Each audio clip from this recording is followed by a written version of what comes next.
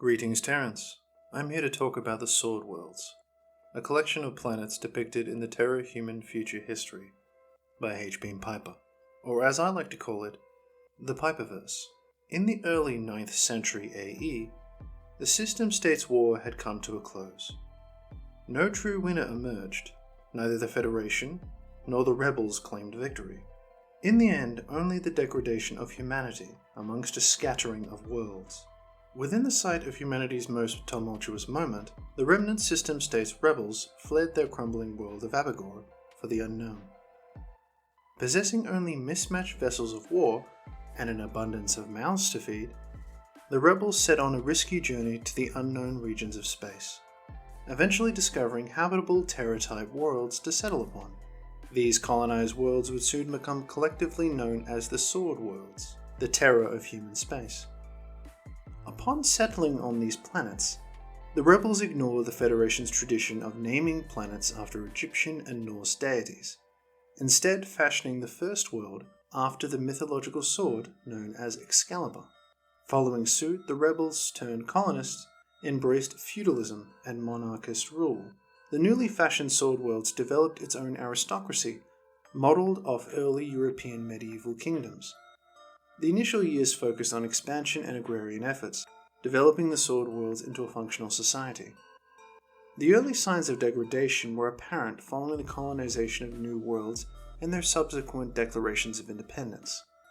In the end, the Sword Worlds developed into squabbling planetary kingdoms and duchies, destined to march along the path of neo-barbarism as the Federation's worlds had. With the Sword Worlds colonized from the first world of Excalibur, the planets of Flamberge and Joyeuse were settled by Excaliburian colonists. From there, the worlds of Haltaclear were settled by colonists from Joyeuse. Haltaclear in turn declared independence and established their own duchy on planet Gram. Other prominent planets joined the Sword Worlds, such as Durandal, Tizona, and Cortana. These worlds held together by their own planetary monarchies, squabbling for positions and power. With the rise of the scattered monarchies, led to the sanctioning of the Space Vikings, initially sanctioned piracy, similar to the British Empire's Privateers Initiative.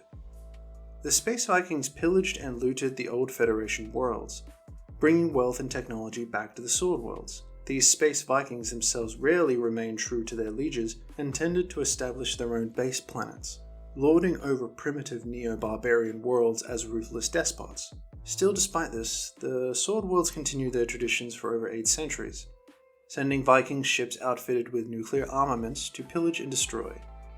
The Sword Worlds remained for nearly 1,000 years as the greatest threat to the remaining civilized worlds of humanity. In the end, they fell to their own greed and inability to advance beyond their primitive ways. The most notable signs of the fall were the rebellion of Duke Angus of Gram. Their duchy was once a loyal vassal to the kingdom of Haltaclear, yet the duke fashioned himself as king and rebelled against his liege lord. Wanting to establish further colonies in the name of his new kingdom, he sent Viking ships to establish base worlds on old Federation planets. King Angus attempted to establish princedoms under his dominion and vassalize them. This proved a fatal mistake.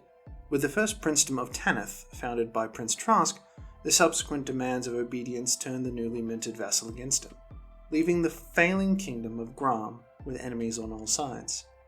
This incident was merely one of the many failings of the Sword Worlds.